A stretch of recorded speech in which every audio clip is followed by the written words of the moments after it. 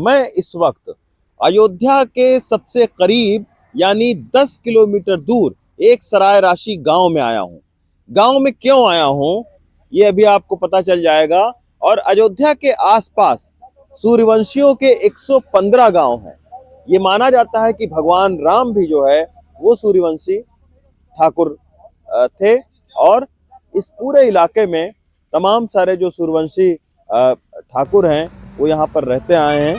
सारे जो सराय राशि गांव के लोग यहाँ पर मौजूद हैं और इस गांव में ही ठाकुर गजराज सिंह हुआ करते थे। तो उनसे जो है वो हम जो बात करेंगे कि आखिर ये ठाकुर गजराज सिंह के जो हैं परिवार के ही लोग हैं, 7वीं 8वीं पीढ़ी के लोग हैं। तो उनसे सबसे बुजुर्ग पहले शख्स से बात करेंगे। सर, पगड़ी आप लोगों ने क्यों धारण की है? पगड़ी हमारे बाबा गजराज सिंह इस पगड़ी के लिए अपने सम्मान के लिए बलिदान दिया था राम जन्मभूमि में। अच्छा। और उन्होंने कसम खाई थी कि जब तक भगवान रामलला अपने गर्भगृह में स्थापित नहीं हो जाएंगे तब तक हम सर पर पगड़ी, छाता और जूता, इसके बाद हमारे शादी में मंडप नहीं छाए जाएंगे। अच्छा, मंडप भी नहीं छाया? मंडप भी नहीं छाया जाता, आज भी नहीं छाया जाता है। अच्छा। बांस गाड़ करके शादी की जाती है। और ये खुशी, अपार खुशी की बात है, मोदी और योगी की देन है कि ये उन्होंने रामलला को मुक्त कराया और जो है हमारे रामलला गर्भगृह में स्थापित हो रहे हैं। हमारे गजराज बाबा का प्रण पूरा हो रहा है। उस प्रण पूरा होने पर हम लोग उनके दिए हुए वचन को निभा रहे हैं और आज हम लोग पगड़ी और छाता और जूता पहनते हैं। बाबा जी, तो मंडप भी नहीं? नहीं, मंडप नहीं। हमारे जो है उन्होंने कसम जब वीर बांकी आया, जो है बाबर का राज था, उन्होंने जब राम मंदिर को तुड़वाकर जो है ध्वस्त करा दिया, तो यहाँ हमारे गजराज बाबा ठाकुर गजराज सिंह सराय राशि के रहने वाले थे। तो हमारा जो है नाम दयाराम सिंह, सराय राशि सूर्यवंशी। वो ठाकुर गजराज सिंह जब यहाँ से जो पता पाए तो दो दिन के अंदर में 90,000 सूर्यवंशों को इकट्ठित कर और चले वहां लड़ने के लिए। तो बीच में हमारे दर्शन नगर बाजार के पास सूर्य कुंड का पोखरा है और वहां सूर्य भगवान के हमारे कुल देवता हैं, उनकी मंदिर है।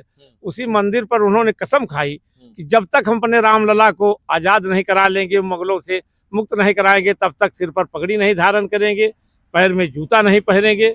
और जूती कहते थे, जूती नहीं पहनेंगे, पनही, जिसको पनही कहते थे, पनही, हाँ पनही उस समय पनही कहते। और जो है छाता नहीं लगाएंगे, मंडक नहीं छाया। ये उनकी जो है भीषम प्रण थी गजराज बाबा की।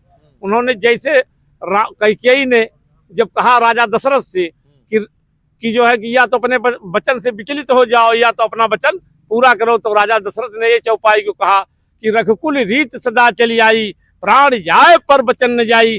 प्राण तुम्हारा चला जाए, वचन नहीं जाए, तो राम को वन और भरत को राज देकर अपना प्राण त्याग दिए। वो खानदान के बाबा गजराज सिंह, ठाकुर गजराज सिंह ने वो कसम खाई कि जो अपने जो है राजा दशरथ ने कहा था कि रघुकुल रीत सदा चली आई, प्राण जाए पर वचन न जाए। इसी वचन को निभाते हुए आज उनके कुल खानदान इसको निभाने, और जब जो है सुप्रीम कोर्ट ने फैसला कर दिया जो है कि मतलब हमारे पक्ष में, रामलला के पक्ष में जो फैसला आ गया, उसी दिन हमको पहल लेना चाहिए था।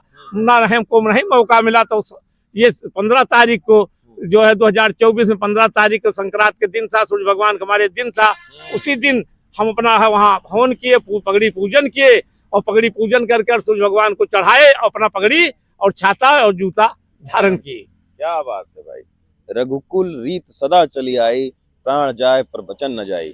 ये है वचन। कुछ नए लोगों से हम बात करेंगे कि ये बताइए, कई मौके आए होंगे पगड़ी पहनने के जी, लेकिन पगड़ी नहीं धारण किया आप लोगों ने? इसलिए नहीं धारण किया कि हमारे पूर्वज थे राजा दशरथ जी, उन्होंने ही कहा था कि रघुकुल रीत सदा चली आई, प्राण जाए पर वचन न जाई। और उसी प्रकार से जब हमारे ठाकुर गजराज सिंह, जो हम उनकी 9वीं पीढ़ी है, हमारा नाम नवाब सिंह है सूर्यवंशी, जब उन्होंने 90,000 सूर्यवंश क्षत्रियों को एकत्रित कर, भगवान सूर्य भगवान का मंदिर है, कुल देवता है हमारे, उन्हीं के सामने 90,000 सूर्यवंश क्षत्रियों ने जब कसम खाई कि जब तक आक्रांताओं से, मुगलों से हम रामलला को आजाद नहीं करा लेंगे, अपने सरकार को, अपने पूर्वज को, तब तक जो है जैसे भगवान हमारे राम बिना घर के हैं, वैसे हम लोगों का सर और पैर ये नंगा ही रहेगा। और वो आज तक निभाता हुआ चला आया। और मैं धन्य हूँ और माननीय प्रधानमंत्री और योगी जी के सहयोग से ही आज ये राम मंदिर बन पाया है, अन्यथा बन न पाता।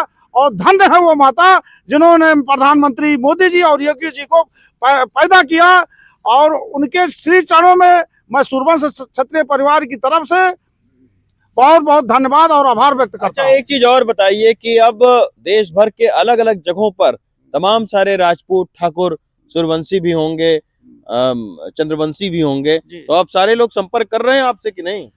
भैया मध्य प्रदेश के और राजस्थान के खासकर इन दोनों प्रदेशों से मेरे पास डेली फोन आते हैं कि भैया जो है चूंकि 22 तारीख को बहुत व्यस्तता है, आने जाने नहीं मिलेगा, हम लोग खुशी मन से आपके जो ठाकुर गजराज सिंह के जो कुल खानदान कितने लोग, मैं सबको एक जूता, सबको चमड़े का जूता और पगड़ी और छाता सबको अच्छा सम्मान देना चाहते हैं, क्योंकि वो लोग भी सूर्यवंश क्षत्रिय हैं। और हमारे कुल खानदान का अगर पूर्वज अगर इस तरह से अगर कसम खाए थे, अगर आज 500 वर्षों तक इतने लंबे संघर्षों के बाद आप लोगों ने नहीं पहना, तो हम लोग उस सम्मान के लिए, उस सम्मान को देने के लिए आपको आ रहे हैं। ये देखिए सबसे युवा जो है यही बैठे हुए हैं। भाई कई सारी आप लोगों ने कहानियां सुनी होंगी, तो अब ये बड़ा खुशी का मौका है।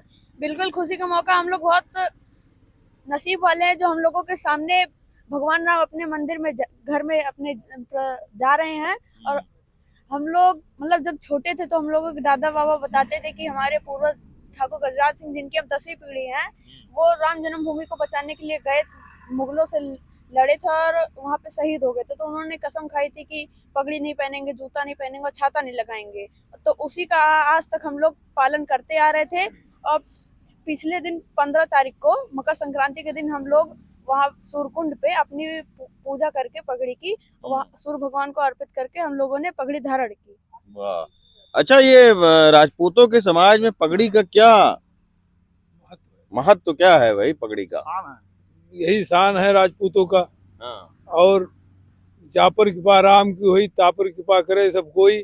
योगी और मोदी जी पर भगवान कृपा हुई, प्रभु राम गर्भगृह में जा रहे हैं अपने मंदिर में, और इससे बड़ी खुशी हम लोगों को और है कि हम लोग के सूर्यवंश गजराज ठाकुर जिस वंश में जन्म लिए, उसी वंश में भगवान राम जन्मे, उसी वंश में हम लोग भी जन्म लिए। और आज बड़ी खुशी की बात यह है कि भगवान अपने गर्भगृह में गए, उसी बाबा गजराज सिंह हमारे कसम खाए थे कि जब तक हम भगवान रामलला को मंदिर में स्थापित नहीं कर लेंगे तब तक हम सर पर पगड़ी। अच्छा, तो कितने सूर्यवंशी ठाकुर होंगे आसपास में? कितनी आबादी? 115 गांव में सूर्यवंशी ठाकुर हैं। और कितने लाख होंगे? 1.5 लाख जो है सूर्यवंशी ठाकुर हैं। अच्छा, अयोध्या के आसपास में। अयोध्या के आसपास तो ये देखिए भगवान राम भी सूर्यवंशी ठाकुर थे, और आसपास तकरीबन 1.5 से 2 लाख की आबादी जो है वो सूर्यवंशी ठाकुरों की है। 115 इनके गांव हैं। तो रामलला की प्राण प्रतिष्ठा 22 तारीख को होगी, तो एक ये भी जो है वो प्रथा टूटेगी, और आज पगड़ी पहनकर ये सारे लोग बैठे हुए हैं। अगर 15 तारीख से पहले आते तो शायद जो है वो पगड़ी पहनकर लोग यहाँ बैठे नहीं होते, लेकिन एक खुशी का मौका ये भी है। दादा बताइए कि भाई ये पगड़ी जो है, आप कह रहे हैं कि मंडप में छाता भी नहीं था, मतलब वो छाया नहीं जाता था, तो तमाम सारे लोग पूछते नहीं होंगे आप लोगों से? पूछते हैं, लेकिन हमारे जैसे राजा दशरथ ने कसम खाई कैकेयी को वचन निभाने के लिए, जो है प्राण जाए पर वचन न जाए, उसी प्रकार हमारे ही उसी सूर्य वंश के ही गजराज बाबा भी थे, भगवान राम के खानदान के। अच्छा। तो उन्होंने जब प्रण ले लिया तो उसी का हम लोग साक्षर पालन कर रहे हैं। क्या बात। आज रामलला जो है भव्य और दिव्य मंदिर में जब विराजेंगे तभी हम लोग पगड़ी और छाता धारण करने का। तो रामलला की प्राण प्रतिष्ठा आ रही है 22 तारीख को। 22 तारीख को ये हमारा जो सूर्यवंश परिवार है 115 गांव, होली और दीपावली एक साथ मनाएंगे। दिन में होली खेलेंगे और रात में जो है दीपावली मनाएंगे, और घर में पकवान भी बनेगा। दीपावली से ज्यादा बढ़ चढ़ करके हम लोग जो खुशियां मनाएंगे, इसलिए कि हम लोग भगवान श्री राम के ही वंशज हैं। हमारे पूर्वज अपने घर में जा रहे हैं। हाँ, इतनी खुशी है कि उस खुशी की कोई सीमा नहीं, मतलब हमारे पास शब्द नहीं है। जिस तरह 22 तारीख को अलौकिकता और भव्यता के साथ में रामलला की प्राण प्रतिष्ठा होगी, वैसे ही आप सोचिए कि अवध क्षेत्र के 115 सूर्यवंशियों के गांव में भी खुशियां लौटेंगी, उसका सम्मान लौटेगा। अयोध्या से सचिन गुप्ता के साथ रवीश रंजन शुक्ला, एनडीटीवी इंडिया।